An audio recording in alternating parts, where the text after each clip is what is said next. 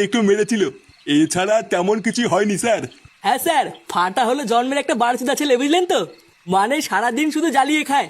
আমার তো মাঝে মাঝে মনে হয় একটু হালকা করে কেলিয়ে দিই। গানে দম থাকলে কেলিয়ে দেখ না তোর সাটা কেমন ভাঙি। কি থানার ভিতরে এসব কি ভাষা? আপনারা ভোদারবাল জানতো, যান এখান থেকে। কি জান মানে? লেওরা সকাল থেকে আমার নাতিকে খুঁজে পাওয়া যাচ্ছে না, আর আপনি চোদনা বলছেন চলে যান?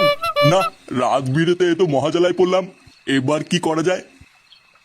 আচ্ছা, আপনারা রিপোর্ট লিখিয়ে আপনার নাতির একটা ছবি দিয়ে যান, আর বাকিটা আমরা ইনভেস্টিগেশন করে দেখছি। দেখছি মানে বাড়া আমার ছেলেকে খুঁজে দিতেই হবে। আর লেওড়া আমার ছেলের যদি কোনো ক্ষতি হয় না, এই থানায় ঢুকে পুঙ্গা মেরে দিয়ে যাবো, এই বলে দিলাম।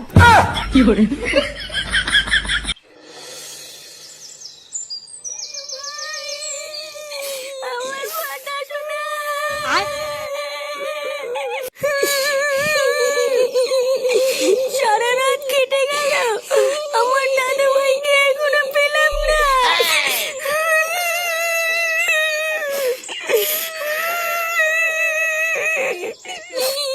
কই গো, তুমি আমার ফাটাকে আমার কাছে নিয়ে এসো, আমি কিছু জানি না।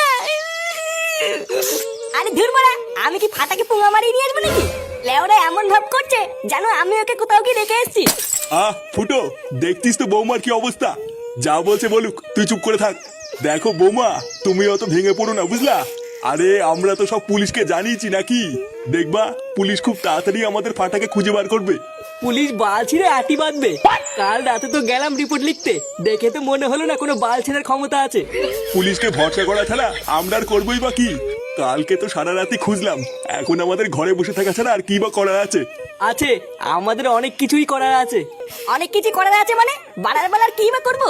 ভোদা কালকে সারা রাত না ঘুমিয়ে শুধু গার পাটিয়ে খুঁজে বেরিয়েছি। আর লেওরা এখন বেলা বাজে 11টা, এখনো পেটে কিছু বললো না। এইভাবে কি বাল ছিঁড়ে কিছু করবো নাকি? দাদু, ও দাদু। নে, এই বিপদের সময় আবার কে এলো রে? দেখ তো গিয়ে কে ডাকছে। কি তুই বাড়া কি চাই? এই না না কাকু, ভিতরে যাবো না।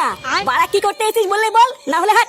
এই বলছি কাকু, ওই কালীতলার পিছনে যে ভাঙা গোডাউনটা আছে না, ওইদিকে আমি আর সকালবেলায় ফাটা চিৎকার শুনেছি।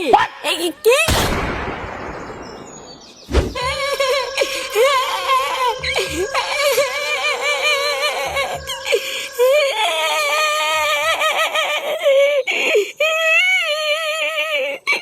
এ পটলা, হ্যাঁ গুরু।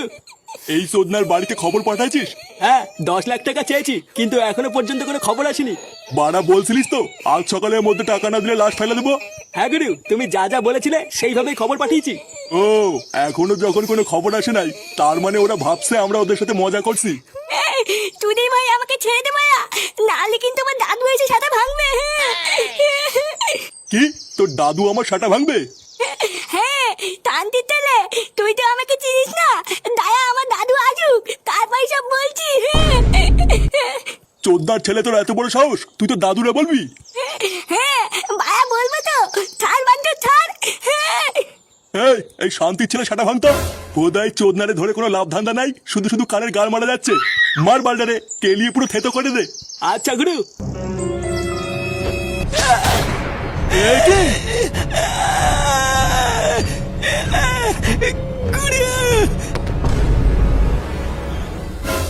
শান্তির ছেলে, তোর এত বড় সাহস, তুই আমার ছেলেকে কিডন্যাপ করবি?